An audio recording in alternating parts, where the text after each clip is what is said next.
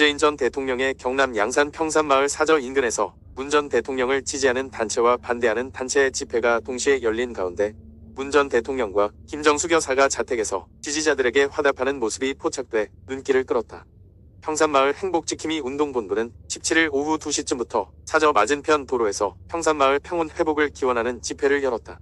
이 단체는 서울, 부산, 대구, 광주 등 전국에서 회원 500여 명이 참석한다고 경찰에 미리 집회에 신고를 낸 바 있다. 앞서 반대 단체의 집회 중단을 요청하는 1인 시위는 있었지만 보수단체에 맞서는 대규모 집회는 이번 주말이 처음이다. 이들은 극우 단체가 평산마을의 평온을 깨는 것을 지켜볼 수 없어 평산마을 행복지킴이 운동본부란 단체를 지난 10일 결성하고 맞불 집회를 하고자 모였다고 설명했다. 평산마을 침묵 집회를 처음 제안한 유튜버 정병곤 씨는 평산마을 평화를 되찾자는 한마음으로 다들 스스로 내려왔다고 강조했다.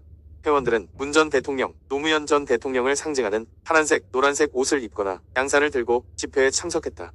대다수가 파란색 마스크를 착용했다. 이들은 평산마을의 평온을 깨는 반대단체 집회 행태를 비판하는 의미로 말을 하지 않고 사저를 향해 피켓, 손을 흔드는 침묵, 문화제를 먼저 진행했다. 이후 사저를 향해 평산마을 평화기원, 우리가 지켜줄게 등의 구호를 외치고 상록수를 합창했다. 지지자들의 영호에 문 전 대통령과 김정숙 여사는 사저 바깥으로 잠깐 나와 조경수 사이로 손을 흔들며 화답하는 모습을 보였다.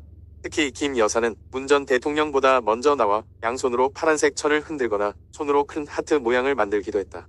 이 단체 회원들은 건강하세요, 또 올게요란 함성과 함께 2시간에 걸친 집회를 마무리했다. 지지자들의 집회와 비슷한 시간대 극우단체, 회원 등 200여 명도 평산마을 사저 맞은편 도로에서 문 전 대통령 반대 집회를 열었다. 이들은 문 전 대통령 퇴임 후 평산마을에서 개별적으로 계속 반대 집회를 해왔다. 이들은 문재인 체포, 문재인 예우막탈 등이 적힌 피켓을 들고 고함을 치거나 문 전 대통령을 비난하는 내용 등을 확성기로 틀고 유튜브 방송을 했다. 군복을 입거나 저승사자 모양의 복장을 한 회원들도 있었다. 이 같은 문 전 대통령 규탄 집회와 지지단체의 맞불 집회는 전날부터 이어졌다. 앞서 지난 16일에는 진보 성향의 평산마을 일상 회복을 위한 평화모임 소속 50여 명도 자택 앞 도로변에서 평산마을 평화 유지와 보수단체 집회 해산 등을 촉구하는 집회를 열었다. 같은 날 오후에는 2년 전 서해상에서 북한군에 피살된 해양수산부 공무원 이대준 씨의 친형이 문 전 대통령 자택과 100m 떨어진 곳에서 1인 시위를 벌였다. 이 씨의 친형인 이대준 씨는 사건 당시 대통령 기록물을 공개하라고 촉구했다. 이 씨는 주민들의 피해를 고려해 욕설과 고성방가 형식의 시위가 아닌 조용한 방식으로 진실이 밝혀져서 책임을 물어야 할 것은 묻고 아무도 볼 수 없는 문 6시간, 대통령이 직접 지정한 6시간의 대통령 지정 기록물이라고 적힌 팻말과 함께 묵묵히 시위를 진행했다. 그는 이 자리에서 문 전 대통령이 퇴임 후 평화롭고 한가롭게 가족들과 손자 손녀들과 찾아온 사람들과 보내는 등 최근 근황은 참으로 어처구니가 없다며 보란듯이 자연인이라고 비웃듯이 조롱하며 그냥 무시해버리는 이런 사회가 어찌 민주주의 사회겠느냐. 모든 사실의 진실규명을 통해 그 대가는 분명히 치를 것이라고 말했다. 한편 경찰이 두 단체 간 집회 구역을 구분하고 질서 유지 등을 위해 경찰관을 대거 배치해 양측이 충돌하는 등의 돌발 사태는 발생하지 않았다. 야당과 지난 정부의 관련자들이 해야 될 일은 정치 공세가 아니라 조사에 성실하게 협조해서 진실을 밝히라는 국민의 요구에 응답하는 것이라고 믿습니다. 특히 제대로 된 조사도 없이 탈북어민을 엽기적인 살인마라고 규정한 것은 심각한 문제입니다. 당연히 우리 정부기관이 우리 법 절차에 따라서 충분한 조사를 거쳐서 결론을 내렸어야 마땅한 일입니다. 귀순 의사가 없었다는 것도 궤변입니다.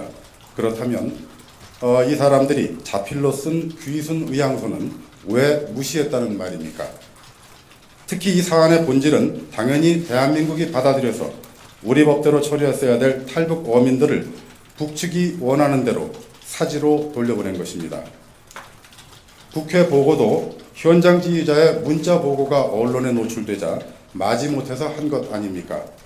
그렇게 떳떳한 일이라면 왜 정상적 지휘계통을 무시하고 안보실의 차장이 국방부 장관도 모르게 영광급 장교에 직접 보고를 그것도 문자로 받았다는 말입니까? 특검이나 국정조사는 여야가 합의하면 피할 수도 없고 피할 이유도 없습니다. 다만 야당이 다수 의석을 믿고 진실을 호도할 수 있다고 믿는 것은 아닌지 궁금합니다.